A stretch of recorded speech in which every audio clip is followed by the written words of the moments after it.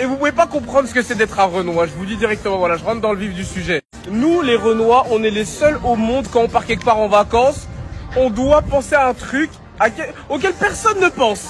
Est-ce que là-bas, ils aiment bien les Renois, oui ou non? Est-ce que là-bas, ils ont déjà vu des Noirs? C'est ça la question. Pas nous, les Noirs, quand on part en vacances, on va se demander, mais est-ce que là-bas, ils m'aiment bien, en fait?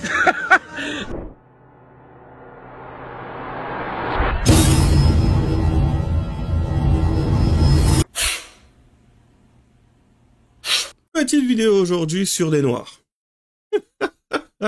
Des Noirs. Toujours et encore des Noirs.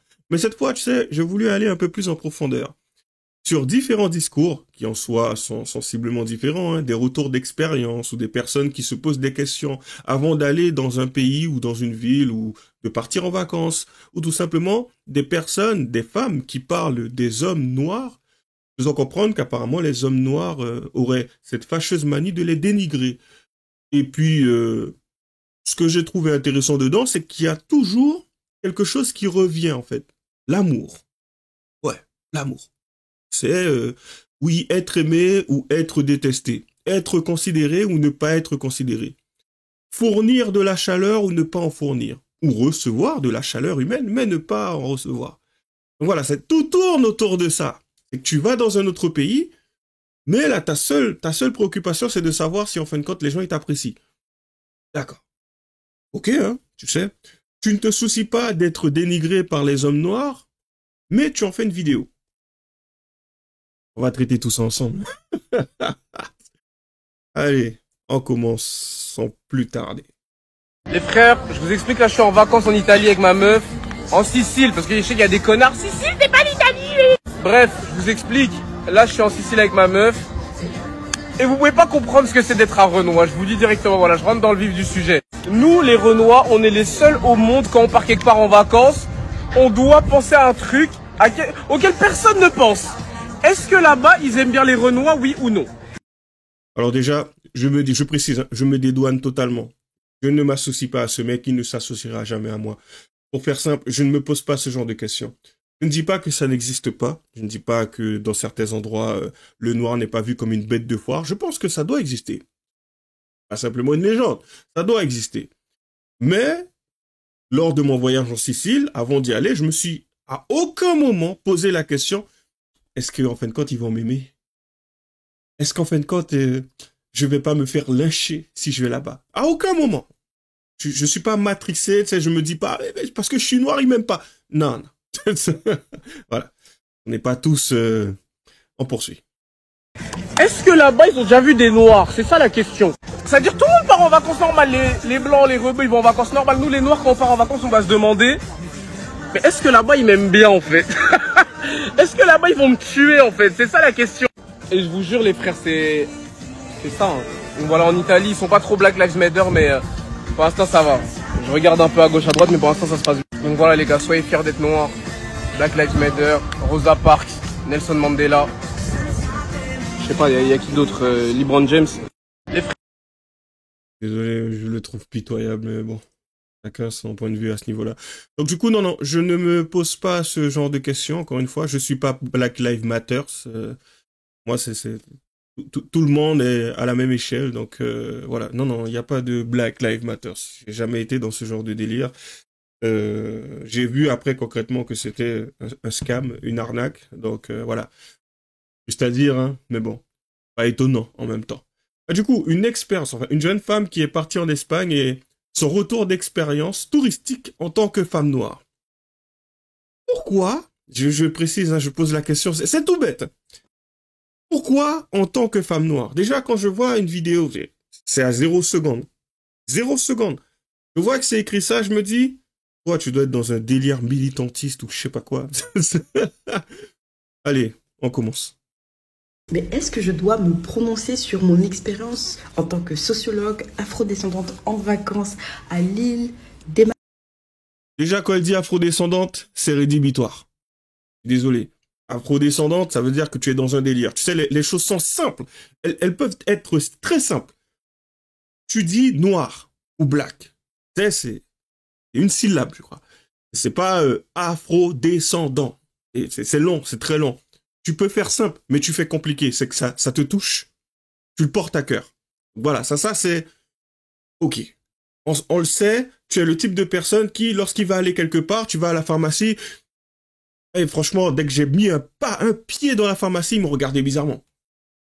Ils se sont demandé, ouais, mais qu'est-ce qu'il veut? Est-ce qu'il va nous voler du paracétamol? Mais non, mais je viens pas pour te voler du paracétamol.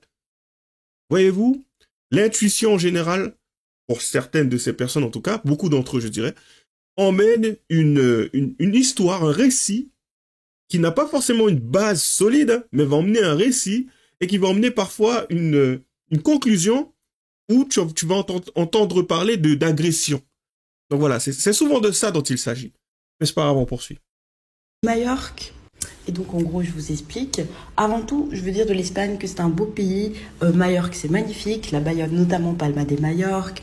J'ai visité quand même Porto Cristo et aussi Calador. Et c'est de Calador qu'on va beaucoup parler d'ailleurs. Quelques images pour vous montrer à quel point le pays est magnifique.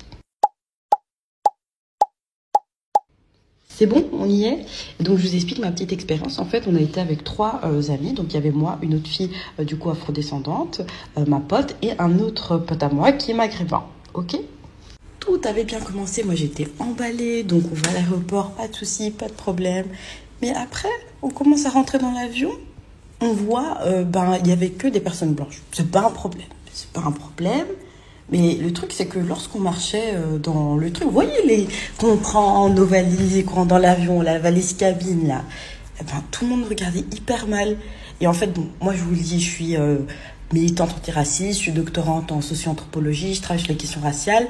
Donc, je me suis dit, Marie, peut-être c'est ta paranoïa, encore une fois, peut-être que à cause de ton travail, tu es devenue hypersensible à toutes les micro-violences raciales qui pourraient exister, dont les regards très hostiles, en fait. Donc, hormis ce regard. Il a déjà défini ça comme des micro-violences hostiles. Tu rentres dans un avion, la première chose que tu remarques, c'est qu'il n'y a que des blancs. Pour toutes les fois où j'ai pris l'avion, je me suis même pas soucié du nombre de blancs ou de noirs que j'allais y trouver. Elle rentre dans un avion, une des choses qu'elle voit, d'ailleurs une des seules choses dont elle parle de cet avion, c'est qu'il y a avec des blancs. Faut aller consulter à un moment. Faut vraiment aller consulter. Waouh, waouh.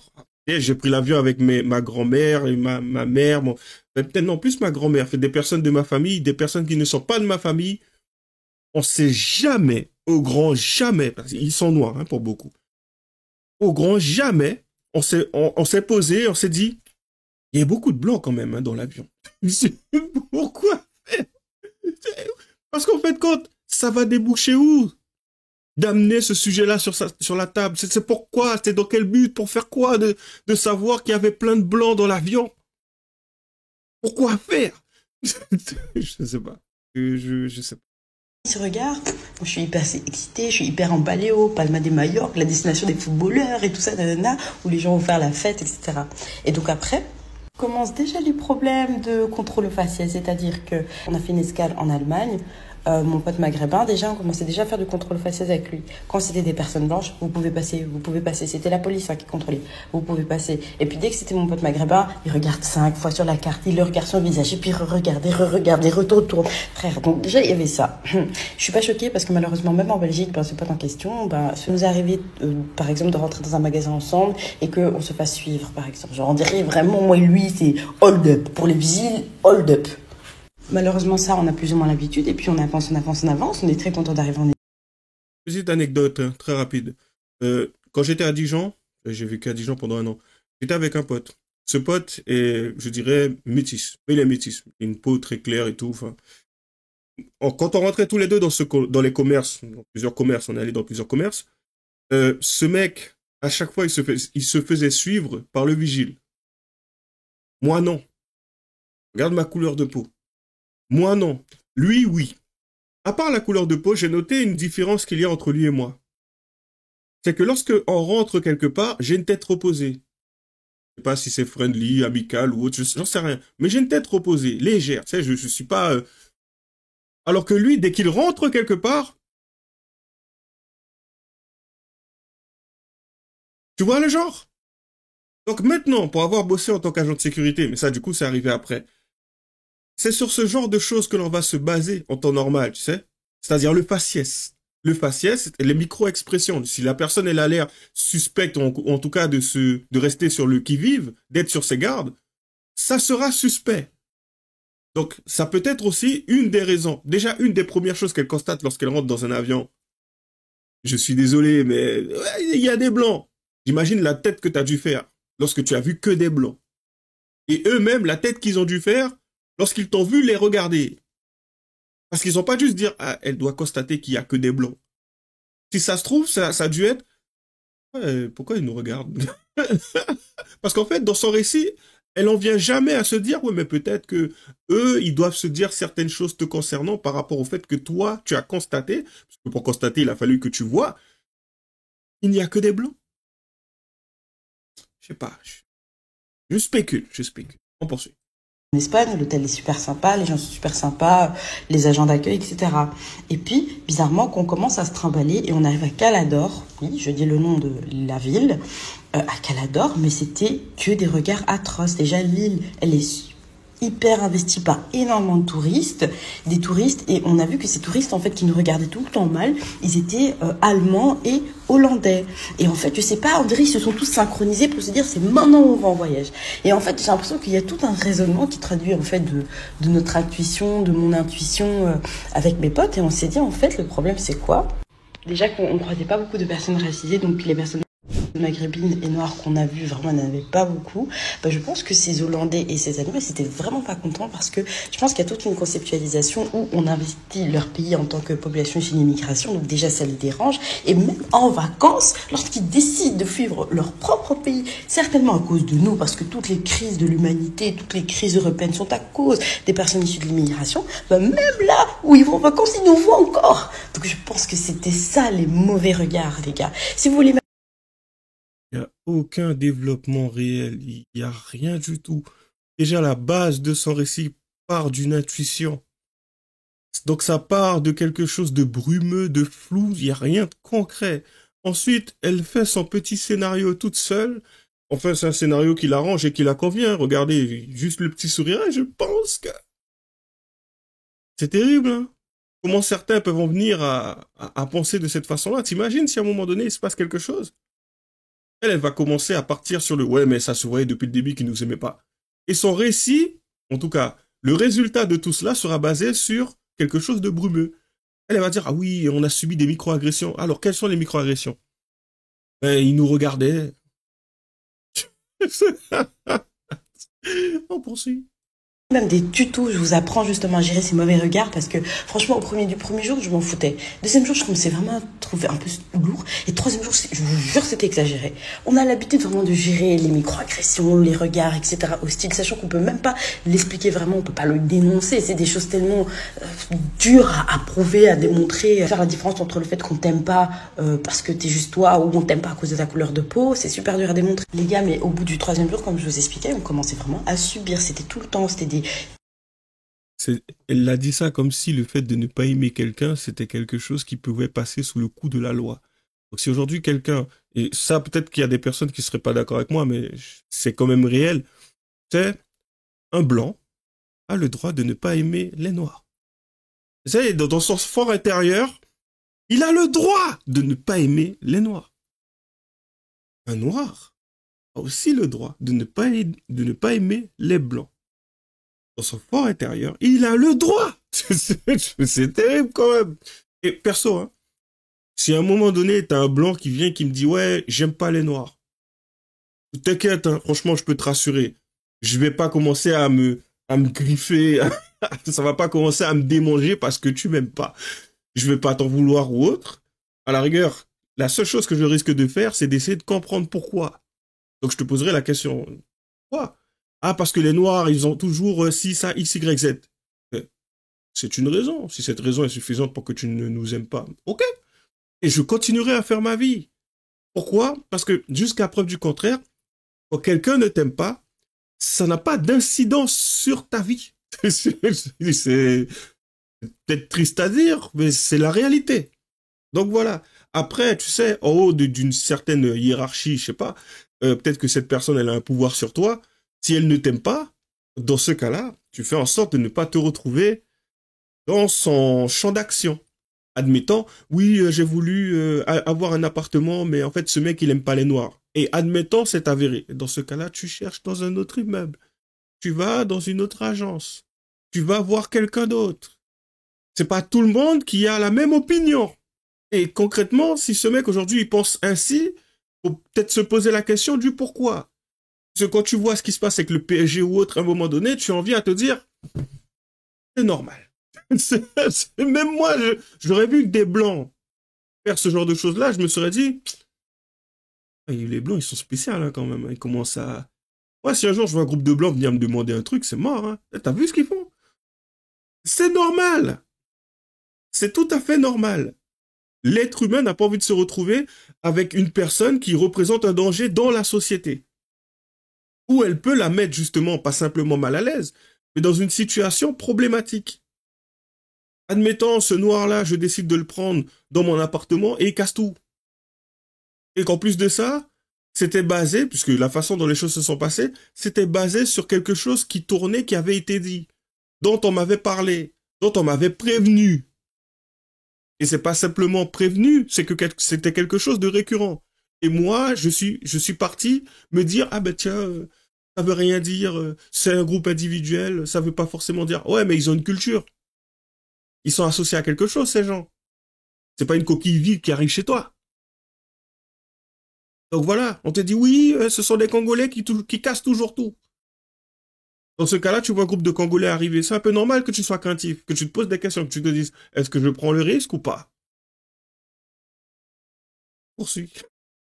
Femme, elle nous regardait comme ça, nous fixait comme ça, pendant 4 minutes, sans cligner des yeux. Mais elle nous regardait, il baissait une lunette. Vous voyez vraiment le racisme old school. C'est vraiment ça qu'on a ressenti. C'était pas des petits regards discrets. Non, ils nous regardaient mal. Vraiment, regardaient mal. Non, c'était exagéré. Au point où vraiment j'en fais une vidéo, c'est que vraiment c'était hyper hostile. Mais alors je précise bien, Calador, Porto Cristo ou bien Palma de Mallorca, c'était trop bien. Vraiment, les locaux espagnols par contre, c'est des bonbons, ils sont super gentils. On a eu zéro problème avec eux, mais vraiment le problème c'était les touristes. Est-ce qu'on allait même s'attendre à ce que le problème ce soit les touristes? C'est quand même terrible. Un autre aspect par rapport aux dynamiques raciales, même si j'étais en vacances, j'ai toujours ma petite casquette de chercheuse malheureusement. Heureusement, je ne sais pas. Mais mes petites analyses, et ça reste encore des intuitions parce que j'ai pas encore fait une étude ethnographique, j'ai remarqué quand même que dans le monde du travail, il y avait quand même une sorte de subdivision entre du coup les locaux et les populations issues de l'immigration post-coloniale qui sont rattachées étroitement à l'Espagne. C'est-à-dire que tous ceux qui investissaient des métiers subalternes comme les jardiniers, hôtesses d'accueil, les gens qui travaillaient vraiment dans hôtesses d'accueil, dans les Madame Pipi, etc., dans les endroits où on a investi, c'était souvent incarné par des personnes d'Amérique latine. Je parle pas super bien espagnol, mais par contre, au fur et à mesure de mon séjour, j'ai vraiment su faire la différence entre un espagnol vraiment du territoire et l'espagnol vraiment d'Amérique latine, peut-être de Mexique, Colombie, etc. Et donc tu l'entendais, et même à leur carnation de peau, tu sentais que ce n'était pas vraiment des natifs espagnols d'Espagne, vraiment. Et voilà, j'ai trouvé ça extrêmement dommage et je trouvais que ça faisait tellement écho à ce qu'on vit ici en Belgique, par exemple. Ici, ce sont souvent les populations ici de l'immigration post-coloniale congolais, donc les Congolais, les Rwandais, les Burundais, qui investissent les métiers les plus subalternes avec la migration notamment marocaine qui est fortement ancrée en Belgique. Et j'ai trouvé ça intéressant et triste, en fait, des analyses, des parallélismes assez tristes, de pouvoir voir qu'il y avait ce même processus, en fait, de racialisation du monde du travail, quoi. Mais sinon, Palma de Majorque, Porto Cristo, Calador, franchement ça déchire, c'est très bien, c'est très chouette. Si vous voulez y aller pour notamment vous reposer parce qu'il y a beaucoup de belles plages, si vous voulez bien manger, si vous voulez faire la fête, ce sont vraiment des destinations où aller. Mais je voulais partager ça avec vous et voilà, j'ai d'autres anecdotes mais comme j'ai pas l'autorisation d'en parler par rapport à mes potes, je vais me garder d'en parler. J'avais quand même besoin de me prononcer par rapport à ça vu que sur TikTok j'avais pas eu beaucoup de contenu à ce sujet. Donc tout son récit, on va s'arrêter là parce que c'est long mine de rien, tout son récit tourne autour de ton intuition, ton impression, ses sensations, et c'est tout. Du vide intersidéral. Donc les micro-agressions, les micro-violences sont basées sur une intuition. Et vous savez ce qui est triste? Des personnes comme elle, il y en a plein. Il y en a plein. Donc, vous m'envoyez désolé pour certains qui ne comprendraient pas, mais lorsque je me retrouve confronté à ce genre de personnes avec des inepties pendant 6 minutes, 25 secondes, je peux pas. Je peux pas, ça m'agace. Non, non, non. Oui, non, mais en fait, on a vécu des micro... Ouais, dégage. Désolé, ça m'agace. Et après, certes, ouais, pourquoi tu parles mal des Noirs et tout? Pour ce genre de raisons. Voilà, c'est justement pour ça que la plupart du temps, j'en viens à parler mal des Noirs. Ça ne veut pas dire qu'il n'y a pas que, il y a que des Noirs qui parlent avec leur ressenti ou ce genre de choses. Je ne dis pas non, mais là, concrètement, le problème, après, je ne sais pas si c'est l'algorithme TikTok, déjà que je suis pas souvent dessus, mais qui me pond ce genre de choses. Et du coup, le problème, c'est que c'est une réalité. Là, j'invente pas. Ce n'est pas une impression, une intuition, une sensation. C'est réel. Je pourrais faire une vidéo de 2 heures on scroll avec des filles qui, oui, non, en fait, noir, ceci, cela, nanana. Des lives où ils parlent que de ça. Sensation, oui, en fait, ils nous aiment pas, nous, le peuple noir. Nous ne sommes pas considérés, il n'y a pas de chaleur humaine. Comme d'habitude, lâchez les j'aime pas, les commentaires, les liens seront dans la description. Abonnez-vous à ma chaîne. J'ai un Tipeee au cas où si vous voudriez me faire un petit don. Désolé pour la vidéo longue. Bonne chance à nous. À la prochaine.